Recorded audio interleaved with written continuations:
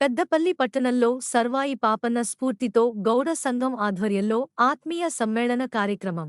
పెద్దపల్లి జిల్లా కేంద్రంలో రెడ్డి ఫంక్షన్ హాల్లో గౌడ సంఘం ఆధ్వర్యంలో గౌడ ప్రజా ప్రతినిధులకు, గౌడ జర్నలిస్టులకు ఆత్మీయ సమ్మేళన కార్యక్రమాన్ని నిర్వహించారు.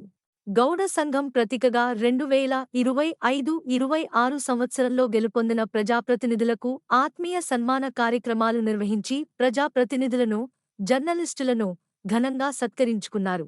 అనంతరం పెద్దపల్లి గ్రంథాలయ చైర్మన్ అంతటి అన్నయ్య గౌడ్ మాట్లాడుతూ, గౌడ సంఘం అంటేనే కష్టాన్ని నమ్ముకుని ప్రతి ఒక్కరికి సహాయం చేయడంలో ముందుండే మన సంఘం నివేదిత సంఘాలుగా విడిపోయి మనం ఐకమత్య లోపం వల్ల మనము ఈరోజు మనకు నష్టం జరుగుతుందని మనమంతా ఐకమత్యంగా ఒకే సంఘంగా ఉండి గౌడ కులస్తులందరికీ న్యాయం జరిగేలా మనం ముందుండి నడిపియాలని, ఆర్థికంగా రాజకీయంగా ఎదిగినప్పుడే మన అస్తిత్వాన్ని మనం కాపాడుకుంటాం కాబట్టి మనం మన పిల్లలందరినీ ఉన్నతంగా చదివిస్తూ నాయకుడిగా తయారు చేస్తూ మన ముందుకు సాగాలని పిలుపునిచ్చారు.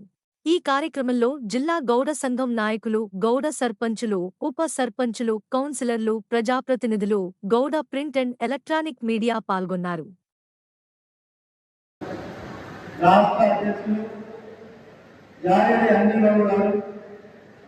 మరి పెద్దపల్లి జిల్లా అధ్యక్షులు జక్కం గోడు ఇస్తున్నారు.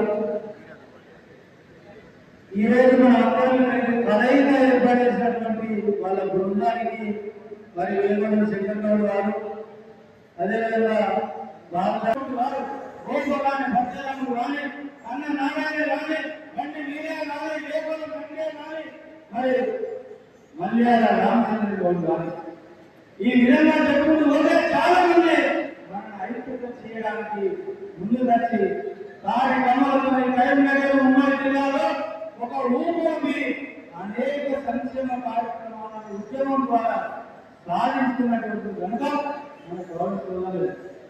ఇలా పింఛన్ సిస్టమ్ కానీ, బయటకు డబ్బు సిస్టమ్ కానీ, ఈ విధంగా అనేకమైనటువంటి ఉద్యమంతోనే మనం సాధించుకోవడం జరిగింది. కాబట్టి ఇప్పుడు కూడా చాలా మంది చాలా సమస్యలు చెప్పారు.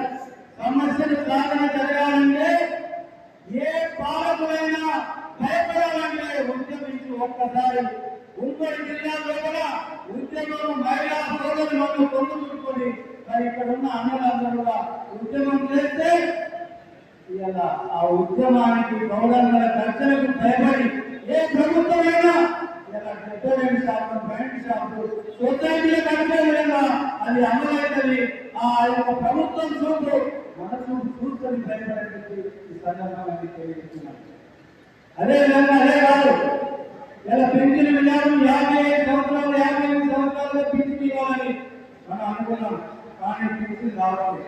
కొంతమంది పాత వాళ్ళకి వస్తున్నది, ఈత కార్డు అలా ఐడెంటి కార్డు ఉన్నటువంటి వాళ్ళే పెన్షన్ వస్తుంది. దాని వాళ్ళు గత 5 సంవత్సరాల నుంచి ఎవరికి పెన్షన్ రావట్లేదు. దాని ఇవన్నీ సమస్యలుగా ఒకటి కాదు, అనేక సమస్యలు చెప్పుకోవాలి, అనేక ఉన్నాయి. దాని అన్నిటి కూడా ఇలాంటి యోగ, అన్యన్న లాంటి యోగ ఇక్కడ నేను మీ అందరి ఆలోచనతో నేను ఒక ప్రతిపాదన చేస్తున్నాను. మీరందరూ దాని చప్పట్లతో ఒక ఐక్యతగా ఒక అడగగా దాన్ని ఏర్పాటు చేసి దానికి బాధ్యత అందరినీ ఒక ప్రాంతంలో నడిపించడానికి యంత్రాంగాన్ని, గౌరవ నాయకత్వ యంత్రాంగాన్ని మరి రిటైర్ అయినటువంటి మన పెద్దపల్లి జిల్లా ప్రజలు ఇప్పుడు రిటైర్ అయి ఉన్నారు. ఆయనకు ఎలాంటి కుటుంబ సమస్యలు లేవు, ఇలాంటి ఏది కూడా లేదు. ఆయన ఖర్చు పిలిచి మనకు 30% ఆయన తిరగడానికి ఖర్చు పెట్టి ఏకదాగా ప్రభుత్వానికి సమస్యలు చిప్పరాని బాధ్యత తీసుకోవాలని చెప్పి మనస్ఫూర్తిగా అందరూ తప్పని కూడా బాధ్యత తీసుకున్నారు. మీరందరూ అంగీకరించారు, అందరూ అంగీకరించినట్టు. అదేవిధంగా ఉమ్మడి జిల్లా కూడా అక్కడి నుంచి తీసుకొని ఉమ్మడి జిల్లాలో దేశించిన వారసత్వంగా వాళ్ళు మళ్ళీ ఒకసారి మన అందరినీ ముందు తీసుకోవాల్సినటువంటి అవసరం ఉన్నట్టు ఈ సందర్భంగా తెలియజేస్తున్నాను. ఇకపోతే గౌరవ సోదరులు ఎవరైనా ఆర్థికంగా ముందు ఎదగాలి. ఆశీర్వాదంతో కొన్ని కుటుంబాలు బాగుపడి ప్రయత్నం చేస్తూ ఉంది. కొన్ని కుటుంబాలు వాళ్ళని ఎదిరించిన కుటుంబం కొంత